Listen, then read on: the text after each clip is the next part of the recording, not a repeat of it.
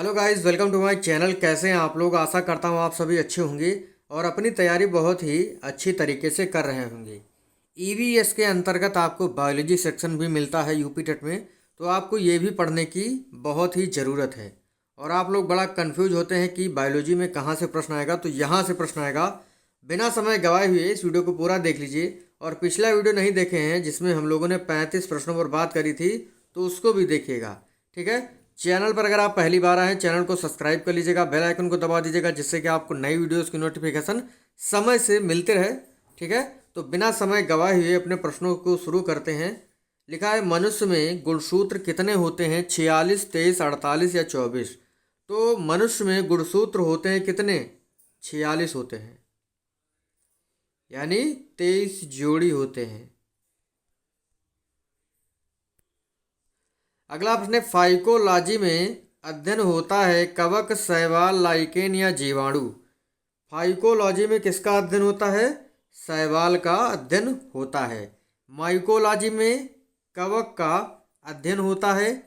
Lichenology में lichen का अध्ययन किया जाता है। जीवाणु विज्ञान के पिता कौन हैं? यह है एंटन वान ल्यूवेनहॉक। ठीक है।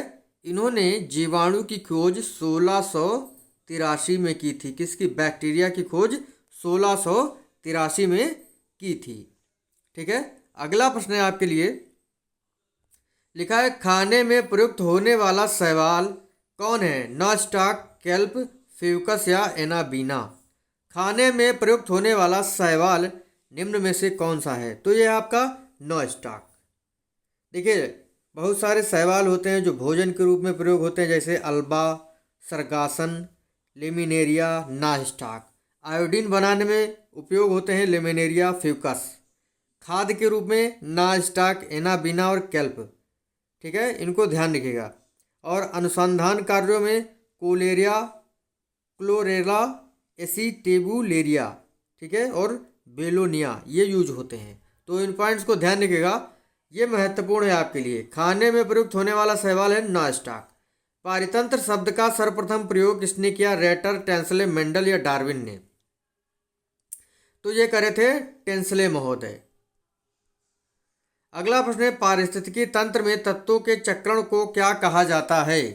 पारिस्थितिकी चक्र, जैव भू रासायनिक चक्र, रासायनिक चक्र या तत्वों का चक्र? तो क्या होगा इसका जवाब? बहुत ही अच्छा प्रश्न है ये। जैव भू रासायनिक चक्र कहा जाता है। आपका कौन सा ऑप्शन सही होगा? बी ऑप्शन इसमें सही होगा। बहुत ही अच्छा प्रश्न है। तो प्रश्न है हमारा, प्राथमिक उपभोक्ता निम्न में से कौन होता है? मोर, बकरी, भेड़िया या शेर? तो उपभोक्ता के अंतर्गत वे आते हैं, प्राथमिक उपभोक्ता के अंतर्गत वे जीव आते हैं जो हरे पेड़ पौधों को खाते हैं। तो कौन होगा? मोर, बकरी, भेड़िया या शेर? प्राथमिक उपभोक्ता आपका बकरी होगा। तृतीय उपभोक्ता निम्न में से कौन होता है? बकरी, शेर, भैंस, लोमड़ी? जो द्वितीय उपभोक्ता को खाता है, ठीक है, वो आपके तृतीय उपभोक्ता होते हैं। इसमें आपका कौन आएगा? शेर आएगा। द्वितीय उपभोक्ता कौन होते हैं? जो प्राथमिक उपभोक्ता को खाते हैं, जैसे लोमड़ी, भेड़िया और मोर। अगला बहुत ही अच्छा प्रश्न है। लिखा है, वन उत्पादकता केंद्र निम्न में से कहाँ है? नई दिल्ली, रांची, फरीदाबाद, कोलकाता या भोपाल? तो वन उत्पादकता केंद्र आपका कहाँ है? ये है रांची में। कहाँ है? रांची में है भैया। पादपों की वृद्धि को मापा जाता है बैरोमीटर, किस्कोग्राफ, अमीटर या फेदोमीटर? तो पादपों की वृद्धि को मापा जाता है किससे? किस्कोग्राफ से। ठीक है। समुद्र की गहराई फेदोमीटर से। बैरोमीटर से क्या मापा जाता है? क्या मापा जाता है ये आप कमेंट करके बताएंगे। अगला है, वायु प्रदूषण एस्बेस्टास धूल प्रभावित करती है। मतलब वायु प्रदूषण में एस्बेस्टास होता है, तो वो किसे प्रभावित करता है? उदर को, मस्तिष्क को, फेफड़ा को या यकृत को? बहुत ही अच्छा प्रश्न है, आपको बताना है इसका क्या जवाब होगा। बहुत ही अच्छा प्रश्न है, एग्जाम में ये पूछा जाएगा, तो आपको बताना है क्या होगा। देखिए, एस्बेस्टास जो धूल होती है ये फेफड़ों को प्रभावित करती है। ठीक है। सीसा जो होता है यानी लेड जो होता है ये उदर को प्रभावित करता है। पारा जो होता है रक्त धाराओं को, और कार्बन मोनोऑक्साइड जो है मस्तिष्क को प्रभावित करता है। अगला प्रश्न है, भारतीय वन प्रबंधन संस्थान कहाँ है? रांची, भोपाल, नई दिल्ली या उत्तर प्रदेश? तो भारतीय वन प्रबंधन संस्थान आपका कहाँ है? भोपाल में है। अगला है, देखिए, मध्य प्रदेश की राजधानी क्या है? भोपाल। और मध्य प्रदेश को क्या कहते हैं? टाइगर राज्य के नाम से भी जाना जाता है, बाघ राज्य के नाम से भी जाना जाता है। ठीक है। और टाइगर मैन ऑफ इंडिया कौन है? कैलाश सांखला। अगला है, भारतीय प्राणी विज्ञान सर्वेक्षण संस्थान कहाँ है? रांची, कोयम्बटूर, कोलकाता या अल्मोड़ा में?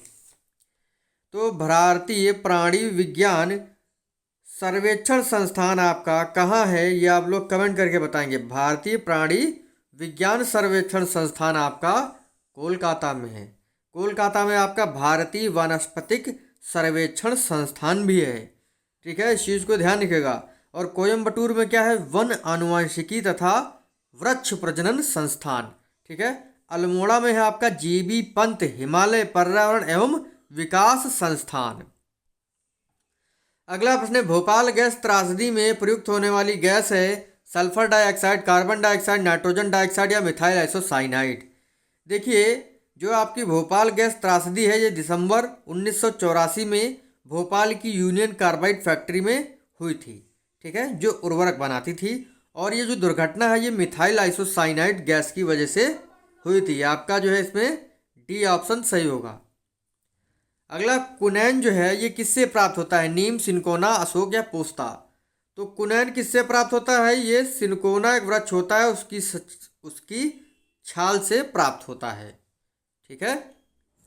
अगला है, जल व खनिज लवणों का संवहन होता है जाइलम के द्वारा, फ्लोएम के द्वारा, सरल ऊतक या इनमें से कोई नहीं? तो जल व खनिज लवणों का संवहन जो है ये जाइलम के द्वारा होता है। ठीक है। और खाद्य पदार्थों का जो है फ्लोएम से होता है। मतलब जो फ्लोएम होता है ना, वो जो पत्तियां आपकी भोजन बनाती हैं उसको वृक्ष के दूसरे भागों में प्रेषित करता है, ये फ्लोएम करता है। और जल व खनिज लवणों का संवहन जो है ये जाइलम करता है। अगला प्रश्न है, खनन पर्यावरण केंद्र संस्थान कहाँ है? खनन पर्यावरण केंद्र कहाँ है आपका? बेंगलुरु, धनबाद, कोयम्बटूर या भोपाल में? बहुत ही अच्छा प्रश्न है, ये आपका धनबाद में। देखिए, पर्यावरण शिक्षा केंद्र अहमदाबाद में, CPR पर्यावरण शिक्षा केंद्र चेन्नई में, खनन पर्यावरण केंद्र धनबाद में, पारिस्थितिकी विज्ञान केंद्र बेंगलुरु में, सलीम अली पक्षी विज्ञान व सांस्कृतिक विज्ञान केंद्र कोयम्बटूर में है। अगला है, केंद्रीय प्रदूषण नियंत्रण बोर्ड कहाँ है? अल्मोड़ा, भोपाल, रांची या न्यू दिल्ली? तो केंद्रीय प्रदूषण नियंत्रण बोर्ड आपका नई दिल्ली में। अगला प्रश्न है, चेरनोबिल दुर्घटना जुड़ी हुई है भूकंप, चक्रवात, रिएक्टर दुर्घटना या भूस्खलन से? तो चेरनोबिल जो दुर्घटना है ये यूक्रेन के चेरनोबिल में हुई थी। चेरनोबिल में एक रिएक्टर था जिसकी छत गल गई थी। ठीक है। और ये जो घटना है ये 26 अप्रैल 1986 को हुई थी, रिएक्टर दुर्घटना है। ठीक है। परमाणु भट्टी में जो है उसकी जो छत थी वही गल गई थी। तो चेरनोबिल दुर्घटना रिएक्टर दुर्घटना से जुड़ी हुई है और ये 26 अप्रैल 1986 को यूक्रेन के चेरनोबिल में हुई थी। रक्त का पीएच मान कितना होता है? 7.3, 7.6, 7.8 या 7.4? तो यही होता है। रक्त वर्ग की खोज निम्न में से किसने करी? Louis Pasteur, Karl Landsteiner, William Harvey या हनीमैन? तो रक्त वर्ग की खोज की थी कार्ल लैंडस्टीनर ने। अगला है, प्लाज्मा रक्त का कितना प्रतिशत होता है? 45, 30, 60 या 40? तो प्लाज्मा रक्त का कितना प्रतिशत होता है आपको बताना है, 45, 30, 60 या 40? तो ये रक्त का 60% होता है। ठीक है। और प्लाज्मा में जो है 90% जल होता है, 7% प्रोटीन होता है। ठीक है। 0.9% लवण और 0.1% ग्लूकोज।